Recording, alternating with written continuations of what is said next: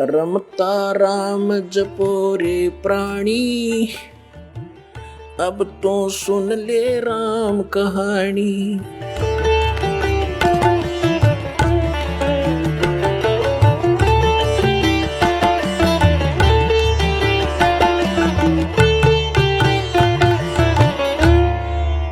जो दास आपको कह रहा था कि ये भक्ति मार्ग जो अब प्रारंभ हुआ है ये चौथे युग में ही होता है, और ये समय है उसका। पुण्यात्मा, आप जी सुनते आए हो विशेषकर 2-3 वर्षों से कि सन 2012 में प्रलय होएगी। अब वो प्रलय का अर्थ कैसे लगाकर पेश करते हैं कि पृथ्वी पर सर्वनाश हो जाएगा। ये वो प्रलय नहीं होगी, ये अधर्म की प्रलय होगी। अधर्म का सर्वनाश होगा, अज्ञान की प्रलय होगी और ज्ञान का विकास होगा। ये वो प्रलय अब सन 2012 में होगी।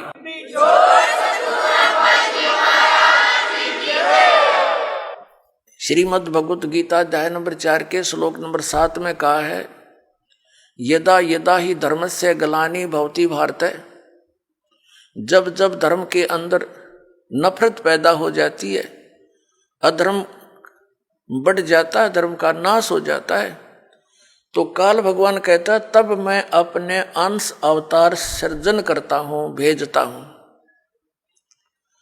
अब पुण्यात्माओं, आप जी को दास बार बार बताता है, हम काल के लोक में रह रहे हैं, सरपुरुष के लोक में, और गीता जी का ज्ञान ये काल भगवान यानी ब्रह्म श्री कृष्ण जी में प्रवेश करके बोल रहा है। ये कहता है कि जब अधर्म बढ़ जाता है और धर्म की हानि होने लगती है तो मैं अपने अंश अवतार भेजता हूं, जैसे श्री राम श्री कृष्ण रूप में, श्री परशुराम रूप में, और वो अधर्म का नाश करते हैं। और दूसरे परमात्मा कौन है जो हमारे लिंक में हैं, जिनसे हम संबंधित हैं। यहाँ तो हम इसलिए से संबंधित हैं क्योंकि हम इस काल के ब्रह्म के लोक में रह रहे हैं, और हमारा मूल मालिक परम अक्षर ब्रह्म है, वह हमने जाना, उसके लिए हम प्रयत्न करें।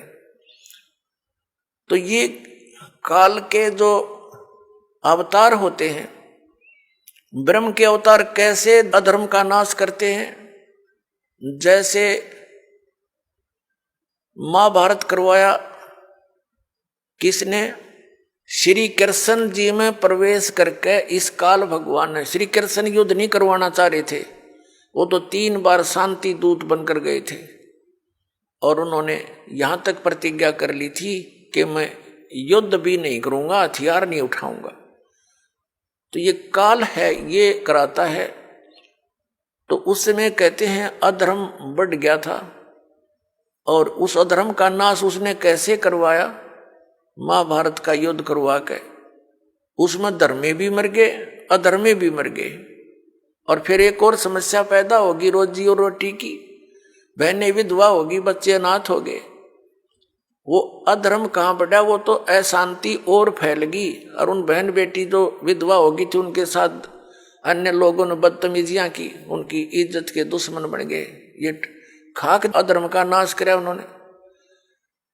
अब जैसे परशुराम जी ने अक्षत्रियों को मार डाला, क्योंकि वो सब निर्दयी, अत्याचारी, अन्यायी हो गए थे, और यही स्थिति पुण्यात्माओं अधिकतर अब हो चुकी है।